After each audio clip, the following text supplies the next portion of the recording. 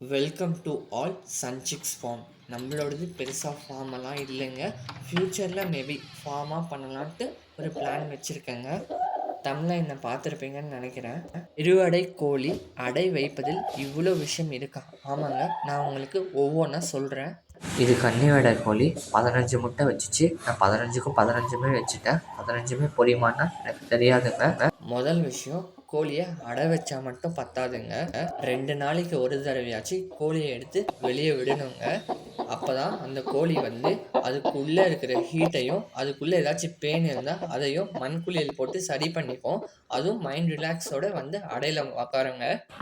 ரெண்டாவது விஷயம், climate changing. இந்த கிளைமேட் சேஞ்ச் ஆகிறனால கோழிங்களுக்கு ஃபீவரோ இல்லைன்னா சளி பிடிக்கிற பிரச்சனை வருங்க இந்த பனிக்காலத்தில். அதனால் கோழி குடிக்கிற அளவுக்கு லைட்டாக சுடுதண்ணி வச்சுக்கலாம். சுடுதண்ணி வச்சுட்டு நான் டெட்ராசைக்ளின் தாங்க போட போகிறேன். உங்கள்கிட்ட நிறைய கோழி இருந்துச்சுன்னா இப்போ நான் போடுற அளவுதோட 2 ஸ்பூன் எக்ஸ்ட்ராவே போட்டு வைங்க. நான் அரை ஸ்பூன் தான் போடுறேன். அதுவே எனக்கு போதுமானது. ஏன்னா என்கிட்ட கோழி அவ்வளோவா இல்லை.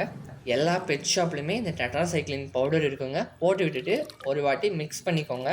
அப்போ தான் ஃபுல்லாக ஸ்ப்ரெட் ஆகும். நீங்கள் உங்கள் கோழிகளுக்கு எந்த இடத்துல தீவனமோ தண்ணியோ வைக்கிறீங்களோ அந்த இடத்துல இந்த தண்ணியை ஊற்றி வச்சுக்கலாங்க. வாரத்துக்கு 2 முறை இந்த டெட்ராசைக்ளின் பவுடர் யூஸ் பண்ணலாம். நான் 2 இடத்துல வைக்கிறேன். ஒன்று வீட்டுக்குள்ளே, இன்னொன்று வெளியே தாங்க. இந்த குளிர்காலத்துக்கு இந்த டெட்ராசைக்ளின் பவுடர் கொஞ்சம் ஹெல்ப் பண்ணும், அவ்வளோதான்.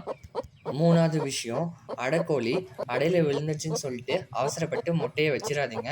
அது 1 மணி நேரம் 2 மணி நேரம் உட்காந்துட்டு எழுந்து போயிடும். அதனால் 2 நாள் 3 நாள் வெயிட் பண்ணி அடையில் வைங்க. நம்ம அடையிலேருந்து எடுத்து விட்ட கோழி இப்போது தீவனம் சாப்பிட்டுட்ருக்கு.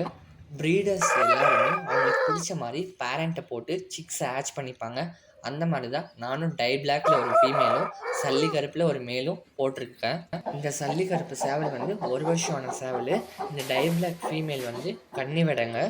4வது விஷயம், கன்னி வெடையில் நல்லதும் இருக்குது கெட்டதும் இருக்குது. நல்லதுன்னு பார்த்தீங்கன்னா ஒழுங்காக அடைப்படுத்து கோழி குஞ்சுங்களை காப்பாற்றுங்க. இதுவே 2வது டைப் கன்னி வெடை பார்த்தீங்கன்னா ஒழுங்காக அடைப்படுக்காமல் முட்டையை உடச்சி குடிக்கிறது, அப்புறம் கோழி குஞ்சு பொரிச்சா அதை மிதித்து கொள்வது. அது எதுவுமே அதோட மிஸ்டேக்கே கிடையாதுங்க. அது ஃபஸ்ட் டைம்னால அப்படி தாங்க இருக்கும். இதுதாங்க கன்னி வெடையில் 2 டைப்பாக இருக்குது. 5வது விஷயம், இப்போ கோழி முட்டை இடுதுன்னா முட்டை உடஞ்சிச்சு. உடஞ்ச முட்டையை அடை வைக்கலாமா வேணாமான்னு கேட்டால் தாராளமாக வைக்கலாம். மேலே இருக்கிற ஓடு மட்டும் க்ராக் ஆகிருந்தால் செலோ டேப் போட்டுக்கோங்க. உள்ளே இருக்கிற டிஷ்யூவே டேமேஜ் ஆகிருக்குன்னா அந்த முட்டை வைக்க வேணாங்க. ஸோ அதுலேருந்து கோழி குஞ்சு பொரிக்காது. இதோட ஸ்கேனலிங் வீடியோ உங்களுக்கு வேணும்னா எனக்கு கமெண்ட் பண்ணுங்கள், ஸ்கேனலிங்னு சொல்லிட்டு. அந்த முட்டையை ஸ்கேனலிங் பண்ணிட்டு நான் கண்டிப்பாக அந்த வீடியோ உங்களுக்கு போடுறேன். பாருங்கள், ஒரு முட்டை கூட தெரியாமல் எப்படி அடைப்படுத்திருக்குன்ட்டு.